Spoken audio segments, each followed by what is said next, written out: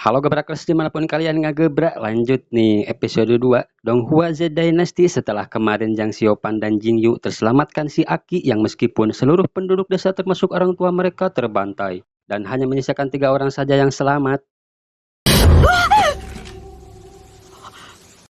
Siopan yang terbangun dari mimpi buruknya sangat berharap kalau kejadian buruk yang dialaminya juga merupakan mimpi buruk. Namun ketika melihat si Jingyu yang sedang saya bari erih-eriheun, Siopan pun harus bisa menerima kalau itu nyata dan mereka harus ikhlas dengan takdir ini.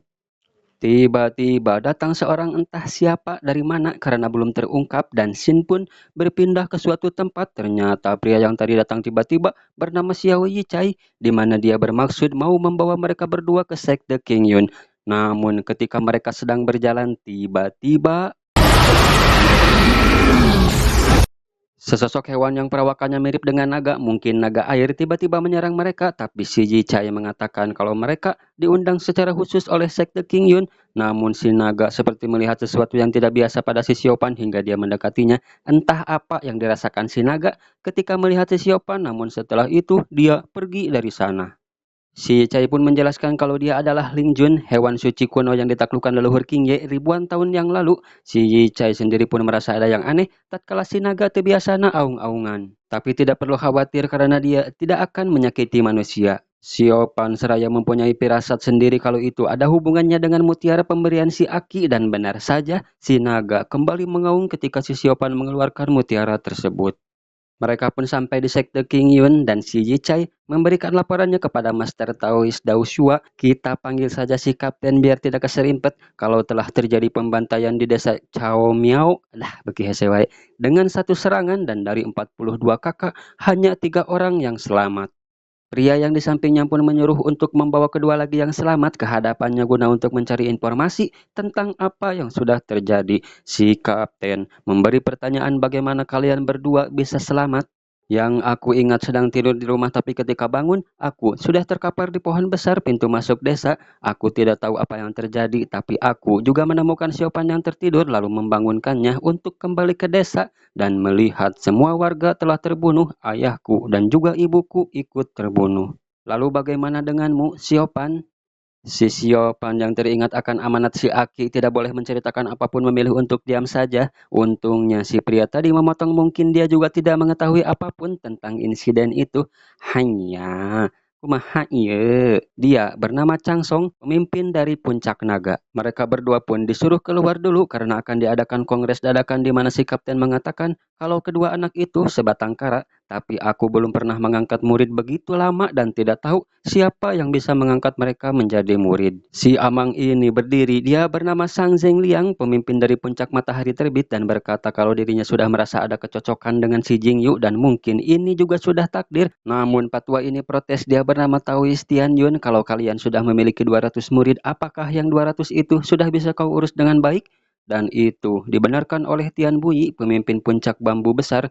Kita panggil saja si Kumis. Sudahlah, jangan serakah. Puncak Bambu Besar saja hanya memiliki 7 murid. Oke, bagaimana kalau biarkan Zhang Xiaopan pergi ke Puncak Bambu Besar sedangkan si Jingyu akan ikut bersamaku ke Puncak Naga karena di sana bakat dia akan terasah dengan baik. Mereka memperebutkan si Jingyu karena memiliki potensi untuk menjadi kebanggaan di masa depan. Namun si kapten dengan kebijaksanaannya memutuskan kalau si Jingyu ikut dengan si Changsong sedangkan Zhang Xiaopan masuk ke Puncak Bambu Besar bersama si Kumis.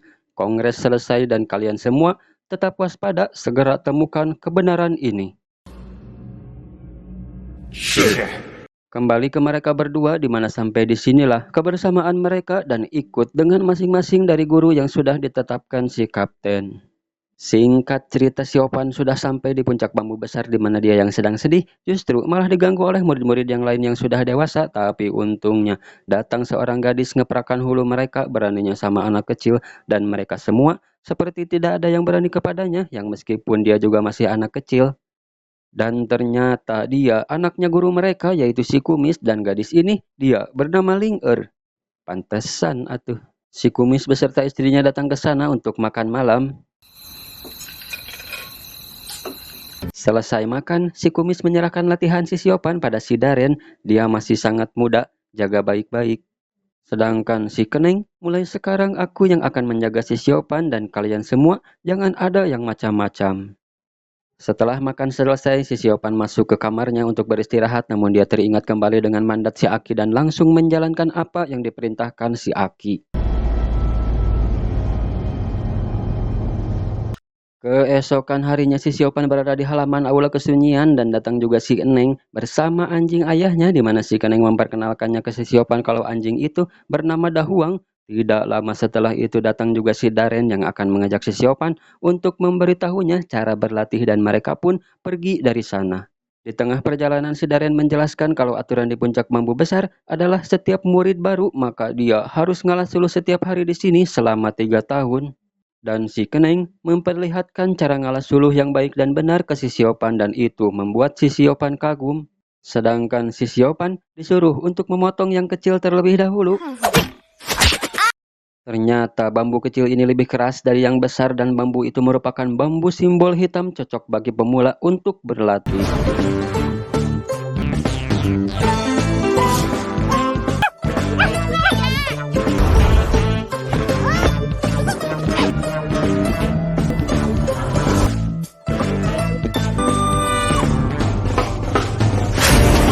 Singkat cerita, karena keseringan ngalah suluh membuat si Siopan jebrok tekannya Huan dan sudah semakin lihai.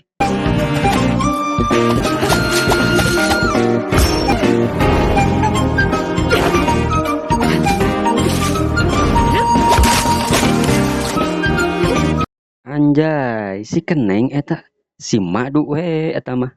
Dan episode 2 pun berakhir sampai di sini. Seperti biasa, password endingnya @ata em ama @mat atau san.